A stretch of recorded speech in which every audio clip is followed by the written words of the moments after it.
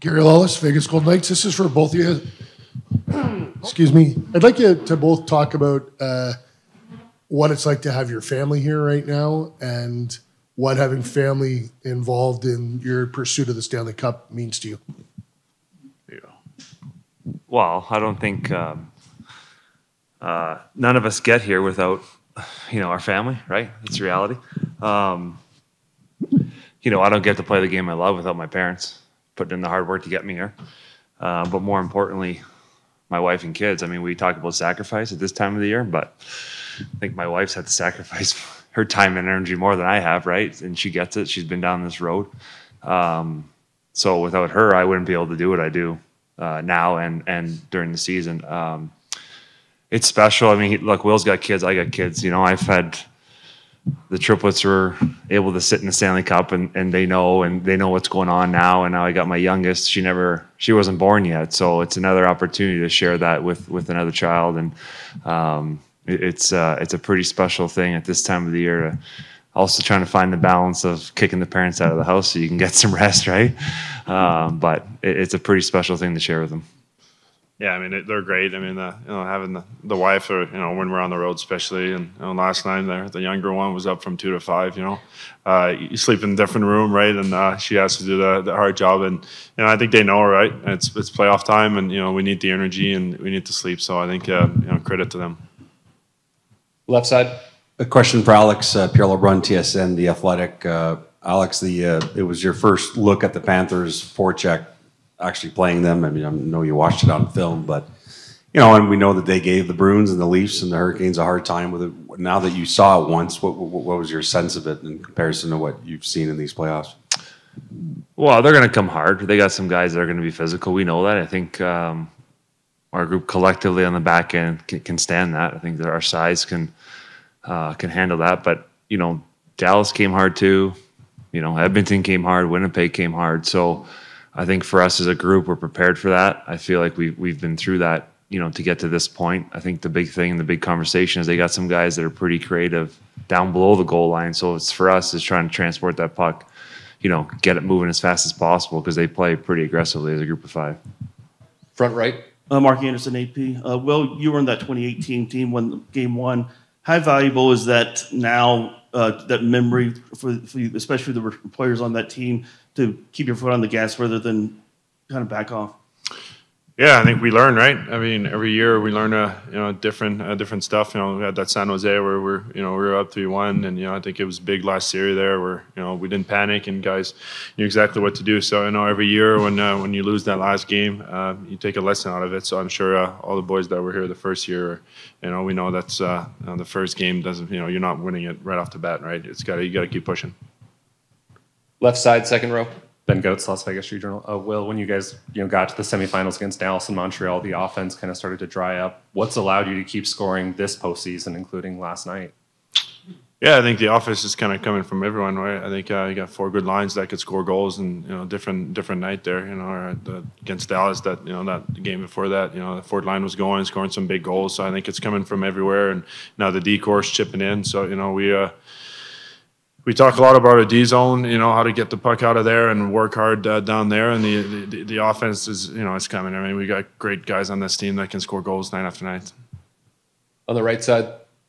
Luke Fox, Sportsnet. Alex, over the last few years, there's been a lot of talk of how small defensemen can thrive a little bit more in this league, that maybe the game's changed. But the Panthers have talked a lot about how your size has kind of given them fits, your D-core as a whole.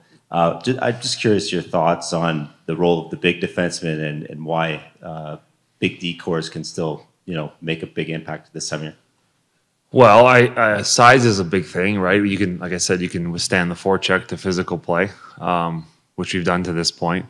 But I think that makes our group special is that we can all move the puck and make plays out of the D zone, and we can skate, right? So if you look at us not only in the D zone but in the offensive zone, Whitey's making a great play on the goal last night. Obviously, Theo is it's a wonderful play to watch, that's for sure. But collectively as a group, we can all get on the offense, we can skate, and we can, withstand that physical play. So the size of the combination of size and skating, I think, is what makes us effective at both ends of the ice. Front left.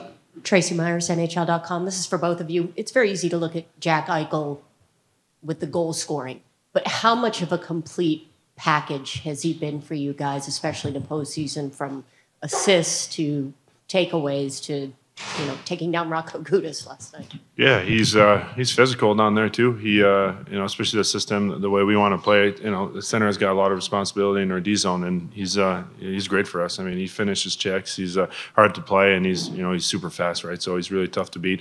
Even if you think you got to step on him, he's going to caught up, and he's got a great stick. You know, we talk about Stoney's stick, but you know, Jack has a great stick too, and he steals a lot of pucks. Mm-hmm. Oh. I mean, pretty much the same thing, right? I don't think it's always different when you play against somebody than when you play with them. And, you know, Stoney's kind of the same way. They're different players, but he does a lot of things away from the puck that go unnoticed. Obviously, coming off like his surgery, the physical play to be at the level that he is now, he's a big, strong guy. I mean, if you see him and you stand beside him, and there's a reason why he's as powerful as he is. So I don't think he gets enough credit at the defensive side of the game for what he's capable of doing. Front left. Ryan Clark, ESPN. This question's for both of you. When you look at what Aiden's done, not just last night, but in this postseason, what are things about what he does and his performances that you guys appreciate on a daily basis that the rest of the world, they may not see? That if you could like give an ad campaign, you're like, this is what makes this guy so good.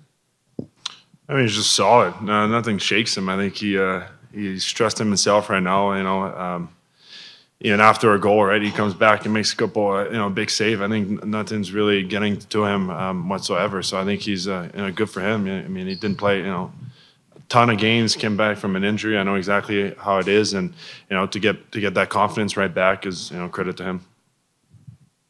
He said it all. He's right. Said what I was going to say.